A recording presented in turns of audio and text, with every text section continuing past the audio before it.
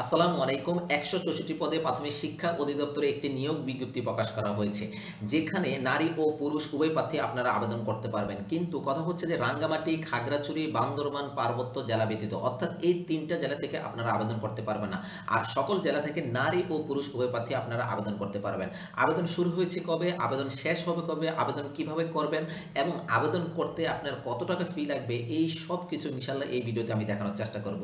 আশা করি আপনারা ধৈর্য সহকারে এই ভিডিওটি দেখবেন। তো মূল ভিডিওটি শুরু করার আগে বলে নিচ্ছি, আপনারা যারা আমার চ্যানেলে নতুন এসেছেন, আপনারা চাইলে আমার চ্যানেলটি সাবস্ক্রাইব করে রাখতে পারেন, যাতে করে পরবর্তী ভিডিওটি আপলোড হওয়ার সাথে সাথে আপনাদের কাছে একটি নোটিফিকেশন চলে যায়। তো প্রিয় চাকরি প্রত্যাশী বন্ধুরা, এই বিজ্ঞপ্তিতে যেই পদের কথা উল্লেখ করা হয়েছে সেই পদের যোগ্যতা, বেতন স্কেল, তারপরে বয়সসীমা কি, সেগুলো নিয়ে এখন আলোচনা করার চেষ্টা করব। তো প্রথম যেই পদটি আপনারা দেখতে পাচ্ছেন সেটি হচ্ছে যে সহকারী লাইব্রেরিয়ান কাম ক্যাটালগার, অর্থাৎ এর পদের সংখ্যা হচ্ছে যে 24টি, যার বেতন স্কেল 2015 অনুসারে 11,300 থেকে শুরু করে 27,300 টাকা পর্যন্ত পাবেন, যার বেতন গ্রেড হচ্ছে যে 12তম গ্রেড।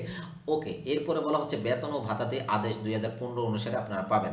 আর এটির যে বয়সসীমা উল্লেখ করা হচ্ছে সেটা হচ্ছে যে সর্বনিম্ন 18 এবং সর্বোচ্চ হচ্ছে যে আপনার বয়সসীমা 32 বছর। ওকে, আর এটির জন্য, এই পদের জন্য যে শিক্ষকতা যোগ্যতা চেয়েছে সেটি হচ্ছে যে কোনো স্বীকৃত বিশ্ববিদ্যালয় হইতে গ্রন্থাগার বিজ্ঞান অথবা গ্রন্থাগার ও তথ্য বিজ্ঞান বিষয়ে ন্যূনতম দ্বিতীয় শ্রেণী বা সমমানের সিজিপিএ সহ 4 বছরের একটি মেয়াদ, অর্থাৎ স্নাতক সম্মান, অথবা গ্রন্থাগার বিজ্ঞান বা গ্রন্থাগার ও তথ্য বিজ্ঞান বিষয়ে ডিপ্লোমা সহ দ্বিতীয় শ্রেণী বা সমমানের সিজিপিএ স্নাতক বা সমমানের ডিগ্রি থাকা লাগবে। এছাড়াও আরেকটি এখানে উল্লেখ করা হয়েছে, সেটি হচ্ছে যে কোনো প্রার্থী শিক্ষা জীবনে একাধিক তৃতীয় বিভাগ বা শ্রেণী বা সমমানের জিপিএ বা সিজিপিএ থাকলে তিনি যোগ্য বিবেচিত হইবে না। এটি খুব ইম্পর্টেন্ট একটা বিষয়। তৃতীয় শ্রেণী যদি হয়ে থাকে তাহলে সেটা যোগ্য বলে বিবেচিত হবে না। এরপরে দেখুন, দ্বিতীয় যে পদের কথা এখানে উল্লেখ করা হচ্ছে সেটি হচ্ছে কি ষাটলিপি, অর্থাৎ ষাটলিপিকার কাম কম্পিউটার অপারেটর, যার পদের সংখ্যা হচ্ছে যে 6টি, যার বেতন স্কেল হচ্ছে 11,000 থেকে শুরু করে 26,590 টাকা পর্যন্ত পাবেন, যার বেতন গ্রেড হচ্ছে 13তম গ্রেড। এটিও সেম বেতন ও ভাতাতে 2015 সালে যেই রয়েছে, আদেশ রয়েছে সেই অনুসারে পাবেন। আর সর্বনিম্ন হচ্ছে 18 বছর এবং সর্বোচ্চ বয়সসীমা হচ্ছে 32 বছর। আর এটির জন্য যে যোগ্যতা চেয়েছে সেটি হচ্ছে কোনো স্বীকৃত বিশ্ববিদ্যালয় হইতে ন্যূনতম দ্বিতীয় শ্রেণী বা সমমানের জিপিএতে স্নাতক বা সমমানের ডিগ্রি লাগবে। খতে বলা হচ্ছে যে কম্পিউটার ব্যবহারের দক্ষতা থাকা লাগবে। গতে বলা হচ্ছে মন্ত্রণালয় বা বিভাগের সংযুক্ত অধিদপ্তর অথবা পরিদপ্তর অথবা দপ্তরের কমন পদ নিয়োগ বিধিমালা অনুসারে 2019 এর তফসিল 2 অনুযায়ী গৃহীত পরীক্ষা উত্তীর্ণ হওয়া সহ তফসিল 3 অনুযায়ী সার্টিফিকেটে ইংরেজিতে 80 এবং বাংলায় 50 শব্দের গতি থাকতে হবে, এবং কম্পিউটার ইংরেজিতে 30 এবং বাংলায় 25 শব্দের গতি থাকতে হবে। ওকে, এরপরে চতুর্থ যে অর্থাৎ তৃতীয় যে পদের কথা উল্লেখ করা হয়েছে, এই পদের জন্য কিন্তু পদের সংখ্যা অনেকগুলো রয়েছে। এই পদটি হচ্ছে উচ্চমান সহকারী কাম হিসাব রক্ষক, যেখানে পদের সংখ্যা হচ্ছে যে 115টি। বিশাল একটি, এখানে অনেকগুলা পদ এখানে উল্লেখ রয়েছে, বা 115 জনকে নেওয়া হবে, যার বেতন স্কেল হচ্ছে 10,200 থেকে শুরু করে 24,680 টাকা পর্যন্ত পাবেন, যার বেতন গ্রেড হচ্ছে 14তম গ্রেড। আর এটির বয়স চেয়েছে সর্বনিম্ন 18 থেকে সর্বোচ্চ বয়স সীমা 32 বছর। ওকে, আর এটির জন্য যে যোগ্যতা চেয়েছে সেটি হচ্ছে কোনো স্বীকৃত বিশ্ববিদ্যালয় হইতে ব্যবসা শিক্ষায় স্নাতক বা সমমানের ডিগ্রি, এবং খতে বলা হচ্ছে কম্পিউটারে এমএস অফিসে কাজে কারিগরি অর্থাৎ কাজ করিবার দক্ষতা থাকা লাগবে। আর চতুর্থ যে পদের কথা উল্লেখ করা হচ্ছে সেটি হচ্ছে 60 মুদ্রাক্ষরিক কাম কম্পিউটার অপারেটর, যার পদের সংখ্যা হচ্ছে যে 14টি। আর যেখানে বেতন স্কেল হচ্ছে যে 10,200 থেকে শুরু করে 24,680 টাকা পর্যন্ত পাবেন, যার গ্রেড হচ্ছে যে 14তম গ্রেড। আর এটির বয়স চেয়েছে সর্বনিম্ন 18 থেকে সর্বোচ্চ বয়স সীমা হচ্ছে যে 32 বছর। ওকে, আর এটির জন্য যেই যোগ্যতা চেয়েছে কোনো স্বীকৃত বিশ্ববিদ্যালয় হইতে ন্যূনতম দ্বিতীয় শ্রেণী বা সমমানের জিপিএতে সিজিপিএতে স্নাতক বা সমমানের ডিগ্রি লাগবে। আর খতে বলা হচ্ছে কম্পিউটারের ব্যবহারের দক্ষতা থাকা লাগবে। গতে বলা হচ্ছে মন্ত্রণালয় বা অভিভাবকের সংযুক্ত অধিদপ্তর, পরিদপ্তর এবং দপ্তর কমন পদ নিয়োগ।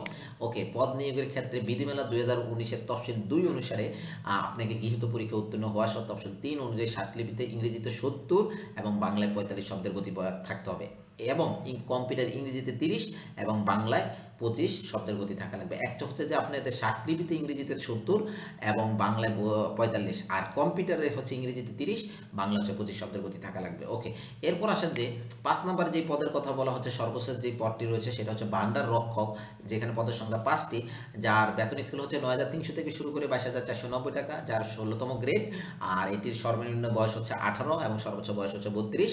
কোনো স্বীকৃত বোর্ড হইতে ন্যূনতম উচ্চ মাধ্যমিক সার্টিফিকেট বা সমান পরীক্ষায় উত্তীর্ণ হতে হবে। ওকে, এবং কম্পিউটারে এমএস অফিসে কাজ করে এবার দক্ষতা থাকা লাগবে। তো এই ছিল আমাদের বিভিন্ন পদের অর্থাৎ কতজন করে নেবে, তার বেতন স্কেল কি, তারপর হচ্ছে যে তার যোগ্যতা কি চেয়েছে, এগুলা নিয়ে আলোচনা করার চেষ্টা করেছি। এরপর আসেন আমাদের আবেদনটা শুরু হয়েছে কবে এবং শেষ হবে কবে, এটা একটু অর্থাৎ জেনে নেওয়ার চেষ্টা করি। আবেদন মূলত শুরু হয়েছে আমাদের 20 আগস্ট থেকে, আর আবেদন শেষ হবে 2025-এর 10 সেপ্টেম্বর, অর্থাৎ সেপ্টেম্বর মাসের 10 তারিখ পর্যন্ত বিকাল 5টা পর্যন্ত আপনারা আবেদন করতে পারবেন। এখন আসেন আবেদন কিভাবে করবেন। আবেদন করার জন্য আপনাকে যেটি করতে হবে সেটি হচ্ছে যে এই যে এখানে যে একটা ওয়েবসাইট রয়েছে dper.teletalk.com.bd, এই ওয়েবসাইটে আপনাদের প্রবেশ করতে হবে। এই ওয়েবসাইটে যখন প্রবেশ করবেন, প্রবেশ করার পরে এরকম একটি আপনার অর্থাৎ একটি পেজ চলে আসবে। ওকে, তো এই পেজটাতে আমি কিভাবে করবেন সেটি দেখার আগে একটু বলে নিচ্ছি, আপনারা আবেদন করার আগে আপনাকে দুইটা জিনিস একটু আপনাদের রেডি করে রাখতে হবে। সেটি হচ্ছে যে একটা হচ্ছে যে রঙিন ছবি,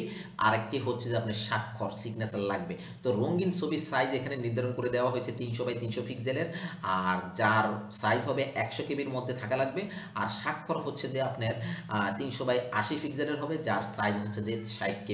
এই দুইটা আপনাকে রেডি করে অবশ্যই রাখতে হবে। এরপর আপনি যখন এই dper.teletalk.com.bd ওয়েবসাইটে প্রবেশ করবেন, প্রবেশ করার পরে এখানে দেখুন একটি দ্বিতীয় যে অপশনটি রয়েছে অ্যাপ্লিকেশন ফর্ম, জাস্ট এখানে একটা ক্লিক করবেন। ক্লিক করার পরে এরকম আপনার আরেকটি অপশন চলে আসবে। এখান থেকে এটাকে রেডিও বাটনে অর্থাৎ চেক করে অর্থাৎ আপনি টিক দিয়ে তারপরে নেক্সট অপশনে ক্লিক করুন। নেক্সট অপশনে ক্লিক করার পরে আপনার কাছে যতগুলো পদ রয়েছে আমাদের নিয়োগ বিজ্ঞপ্তিতে, সেই পদগুলো এখানে রয়েছে।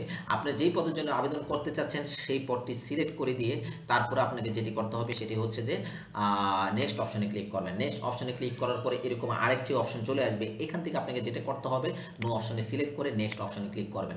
তারপরে দেখতে পারবেন আপনি যেই পদের জন্য আপনি আবেদন করতে যাচ্ছেন সেই পদ অনুসারে আপনার এখানে একটি অ্যাপ্লিকেশন ফর্ম চলে আসবে। এখানে আপনার নির্দিষ্ট তথ্য, ব্যক্তিগত তথ্য, তারপরে আদার্স তথ্য, তারপরে শিক্ষাগত যোগ্যতা, তারপর স্থায়ী ঠিকানা, অস্থায়ী ঠিকানা সব কিছু দিয়ে সঠিকভাবে দিয়ে তারপরে আপনাকে যেটি করতে হবে আপনাকে সাবমিট করতে হবে। অর্থাৎ আপনার যে ছবি এবং স্বাক্ষর রয়েছে এই ফর্মের মধ্যে আপনাকে কি করতে হবে, আপনাকে অর্থাৎ আপলোড দিয়ে তারপর সাবমিট করার পরে আপনার কাছে একটি অ্যাপ্লিকেশন কপি আসবে ডাউনলোড করার জন্য পিডিএফ আকারে। সেই অ্যাপ্লিকেশন কপিতে আপনার একটি ইউজার আইডি দেওয়া থাকবে। এই ইউজার আইডি অনুসারে আপনাকে 72 ঘন্টার মধ্যে আবেদন ফি জমা দিতে হবে। এখন আসেন আপনাকে আবেদন ফি জমা দেওয়ার জন্য আপনি কিভাবে এসএমএস করবেন বা আবেদন ফি অর্থাৎ কত টাকা, এটা একটু জেনে নেওয়ার চেষ্টা করি। দেখুন এখানে আবেদন ফি আপনি অর্থাৎ জমা দিতে গেলে প্রত্যেকটা পদের জন্য কত টাকা করে কিভাবে দিবেন। সর্বপ্রথম কথা হচ্ছে যে আপনি আবেদন ফি জমা দেওয়ার জন্য একটি টেলিটক প্রিপেড একটি সিম লাগবে, যেখানে আপনাকে প্রতিটা পদের জন্য যে নির্ধারিত আপনার টাকা রয়েছে সেটা কিন্তু ওখানে আপনার রাখতে হবে সিমের মধ্যে। এরপর আপনাকে যেটি করতে হবে ওই সিমের আন্ডারে থেকে আপনাকে এসএমএস করতে হবে। তো এটি আমরা এখন একটু জেনে নেওয়ার চেষ্টা করি। দেখুন এই যে এখানে বলা হচ্ছে অ্যাপ্লিকেশন কপিতে একটি ইউজার আইডির নম্বর দেওয়া থাকবে, যেখানে ইউজার আইডির নম্বর ব্যবহার করে প্রার্থীকে নিম্নোক্ত পদ্ধতিতে টেলিটক প্রিপেড মোবাইল নম্বরের মাধ্যমে 2টি এসএমএস পরীক্ষা ফি বাবদ নিয়োগ বিজ্ঞপ্তিতে বর্ণিত চোখে 1 নং যে ক্রমিক নংটি রয়েছে তার পরীক্ষা ফি বাবদ হচ্ছে 150 টাকা, আর টেলিটক সার্ভিস চার্জ সহকারে 18 টাকা, অর্থাৎ 168 টাকা লাগবে। এবং 2 থেকে যে 5 নং যে ক্রমিক নংয়ের পদগুলো রয়েছে সেগুলোর জন্য পরীক্ষার ফি বাবদ হচ্ছে 100 টাকা, আর সার্ভিস চার্জ সহকারে হচ্ছে 112 টাকা। অর্থাৎ এই দুইটা পদের জন্য আপনাকে 150 আর যেই 2 থেকে 5 নং যে ক্রমিক নং পদগুলো রয়েছে সেগুলোর জন্য 112 টাকা, অর্থাৎ 72 ঘন্টার মধ্যে আপনাকে জমা দিতে হবে। এখন আসেন এরপরে আরেকটা কথা বলা হচ্ছে যারা অনগ্রসর প্রার্থী, শারীরিক প্রতিবন্ধী, ক্ষুদ্র নিগোষ্ঠী তাদের জন্য হচ্ছে যে ফি বাবদ হচ্ছে 50 টাকা, সার্ভিস চার্জ সহকারে 56 টাকা। ওকে, তো এই যে আপনি এখন আবেদন ফি জমা দেওয়ার জন্য আপনার মোবাইল অপশনে গিয়ে এসএমএস এ লিখতে হবে ডিপিইআর স্পেস ইউজার আইডি, যেটা আপনার অ্যাপ্লিকেশন কপিতে দেওয়া থাকবে সেটি লিখে সেন্ড করতে হবে 16322 এই নম্বরে। তারপরে একটি ফিরতি একটি এসএমএস চলে আসবে, যেখানে আপনাকে যেটি করতে হবে সেটি হচ্ছে যে ওখানে একটা পিন নাম্বার দেওয়া থাকবে। এরপরে এসএমএস অপশনে আবার পুনরায় লিখবেন ডিপিইআর স্পেস ইয়েস, তারপরে পিন কোডটি দিয়ে আবার 16322 এই নাম্বারে পাঠাবেন। পাঠানোর পরে আপনাকে কনগ্রেচুলেশন এই মেসেজটি জানাবে, যেখানে আপনার ইউজার আইডি থাকবে এবং পাসওয়ার্ড দেওয়া থাকবে। এই ইউজার আইডি এবং পাসওয়ার্ড ব্যবহার করে আপনি যেটি করতে পারবেন পরবর্তীতে আপনি আপনার প্রবেশপত্র ডাউনলোড করতে পারবেন। প্রবেশপত্রটি আপনি সহজে ডাউনলোড করতে পারবেন। প্রবেশপত্র ডাউনলোড করে আপনি কোন মানে আপনার অর্থাৎ কয়টা থেকে আপনার পরীক্ষা শুরু হবে, কোন জায়গায় শুরু হবে, এই সব কিছু আপনার প্রবেশপত্রে দেওয়া থাকবে। ওকে, তো এগুলো ছিল মানে আমাদের কিভাবে আপনি আবেদন ফিটা জমা দিবেন, এই জিনিসগুলো এখানে বলার চেষ্টা করেছি।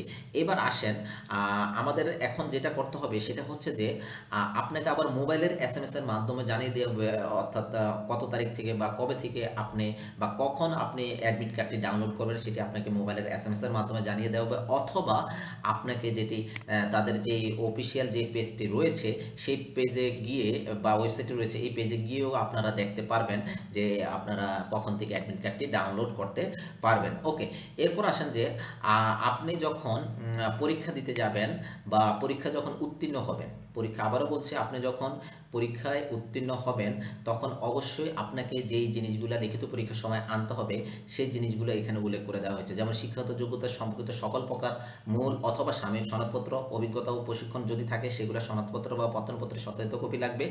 এছাড়াও সংশ্লিষ্ট ইউনিয়ন পরিষদের চেয়ারম্যান বা পৌরসভার মেয়র বা সিটি কর্পোরেশন কাউন্সিল দায়িত্বপ্রাপ্ত কর্মকর্তা কর্তৃক প্রদত্ত নাগরিক সনদপত্র লাগবে। যারা মুক্তিযোদ্ধা কোটা আবেদনকারী তাদের ক্ষেত্রে লাগবে মুক্তিযুদ্ধ বিষয়ক মন্ত্রণালয় কর্তৃক একটি সনদপত্র লাগবে। আর যারা শারীরিক প্রতিবন্ধী বা তৃতীয় লিঙ্গের তাদের ক্ষেত্রে উপযুক্ত কর্তৃপক্ষ কর্তৃক একটি সনদপত্র লাগবে। যারা ক্ষুদ্র নৃগোষ্ঠী প্রার্থী তাদের ক্ষেত্রে উপজেলা নির্বাহী কর্মকর্তা বা সিটি কর্পোরেশনের এলাকা হলে জেলা প্রশাসক কর্তৃক প্রদত্ত ক্ষুদ্র নৃগোষ্ঠীর পরিচিত বিষয়ক সনদপত্র লাগবে। এছাড়াও ডাউনলোডকৃত যে অ্যাপ্লিকেশনটি রয়েছে সেটার সত্যায়িত কপি লাগবে। এছাড়াও লিখিত পরীক্ষার প্রবেশপত্র যেটি রয়েছে সেটিরও কিন্তু একটি সত্যায়িত কপি আপনাদের লাগবে। ওকে, এরপরে বলা হচ্ছে যোগ্যতা থাকলে একজন প্রার্থী একাধিক পদে আবেদন করতে পারেন। খুবই গুরুত্বপূর্ণ এই পদের জন্য, অর্থাৎ এই যে এখানে প্রাথমিক শিক্ষা অধিদপ্তরে যে পদগুলো দিয়েছে এই পদের ক্ষেত্রে আপনি যদি মানে একটা পদ করে যদি আরেকটা পদের জন্য অ্যাপ্লাই করতে চান সেটিও করতে পারবেন। যদি আপনার যদি ওই পদের জন্য যোগ্যতা থাকে তাহলে আপনি একাধিক পদেও কি করতে পারবেন, আবেদন করতে পারবেন। এখানে কিন্তু সেটি কিন্তু এখানে বলে দেওয়া হচ্ছে যে যোগ্যতা থাকলে একজন প্রার্থী একাধিক পদে আবেদন করতে পারবেন। এছাড়া এই জন্য তাকে আলাদা আলাদা ফি জমা দিতে হবে। মাথায় রাখেন, এই জন্য অবশ্যই তাকে আলাদা আলাদা ফি জমা দিতে হবে। তবে একই সঙ্গে পরীক্ষা অনুষ্ঠিত হলে কেবল একটি পদে পরীক্ষা অংশগ্রহণ করতে পারবেন, এটি কিন্তু বলে দেওয়া হয়েছে। আবেদন জমা দেওয়ার সর্বশেষ তারিখে প্রার্থীর বয়স 18 থেকে 32-এর মধ্যে হতে হবে। ওকে, এরপরে দেখেন উপযুক্ত তথ্যাদি মোতাবেক বাছাইয়ের পর কর্তৃপক্ষের বিবেচনায় কেবল যোগ্য প্রার্থীদের নির্ধারিত তারিখ লিখিত, ব্যবহারিক এবং মৌখিক পরীক্ষা অংশগ্রহণ করতে হবে। অলরেডি বলেছি যে লিখিত পরীক্ষার জন্য আপনার কি কি লাগতে পারে সেটা বলেছি। আর এই আবেদন করার পরে আপনাকে যোগ্য প্রার্থীদের মধ্য থেকে আপনাদেরকে তারিখ, লিখিত তারিখ এবং ব্যবহারিক এবং মৌখিক পরীক্ষার জন্য জানানো হবে বা মৌখিক পরীক্ষার জন্য আপনাদেরকে অনুমতি দেওয়া হবে। ওকে, এরপর আসেন যে প্রার্থীকে লিখিত এবং ব্যবহারিক পরীক্ষায়, ব্যবহারিক মৌখিক পরীক্ষা কোনো প্রকারের টিএটিডি দেওয়া হবে না। তো এই এই এই জিনিসগুলো ছিল আমাদের মূলত এই বিজ্ঞপ্তির জন্য কি কি ধরনের আপনার কোন কোন পদের জন্য, অর্থাৎ কয়জন নেবে, তার বেতন স্কেল কি, তার শিক্ষাগত যোগ্যতা কি ছিল, তারপরে লিখিত পরীক্ষা আপনি যখন সিলেক্টেড হবেন লিখিত পরীক্ষার জন্য কি কি আপনার কাগজপত্র লাগবে, এই জিনিসগুলো এখানে দেওয়া অর্থাৎ দেখানো হয়েছে। পাশাপাশি হচ্ছে যে একটি অ্যাপ্লিকেশন করার পর আপনি আবেদন ফি কীভাবে জমা দিবেন এই জিনিসগুলো এখানে অর্থাৎ দেখানোর চেষ্টা করেছি। তো প্রিয় চাকরি প্রত্যাশী বন্ধুরা, আপনাদের যদি এই ভিডিওটি ভালো লেগে থাকে তাহলে অবশ্যই চ্যানেলটি সাবস্ক্রাইব করবেন, লাইক করবেন, কমেন্ট করবেন। তো সবাই ভালো থাকবেন, সুস্থ থাকবেন এই কামনা করি। আসসালামু আলাইকুম।